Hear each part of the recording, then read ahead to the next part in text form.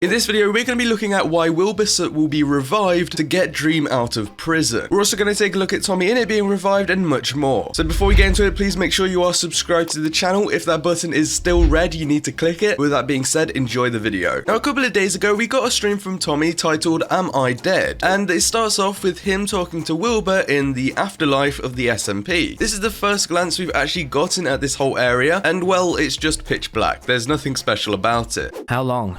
How long is left? Let me go check. Can you hurry up, please? You know I'm not. Hey, mate, chill out, bro. What? Fucking hell, man. I don't just have this on hand. Just hurry up. Okay. We've heard about this afterlife kind of place before from Ghostber when they were trying to resurrect him in the first place, and he said before that it's just pitch black and there's just a few people there, which is J-Schlatt, Wilbur, and Mexican Dream. Well, Tommy got to go to that place and speak to Wilbur, and they didn't really have any meaningful conversations in the afterlife. We do hear a bit from Wilbur talking about how if he ever gets revived back onto the SMP, things are going to go bad, and he knows himself enough to realize that he shouldn't be resurrected. You know what I'm glad, Tommy? You know what I'm glad? Because me and you were never good for that server. We just weren't. Like you can look at the whole history of the server and it all falls in our laps, the problems, right? Everything that's gone wrong it's down to us. It lies at our footsteps. I genuinely think if it weren't for me and you dying, right, the server would be in shambles. I know for a fact that if I come back or if I'm brought back to life in some way, it's definitely gonna just go to shit again. I know what I'm like. That's the issue.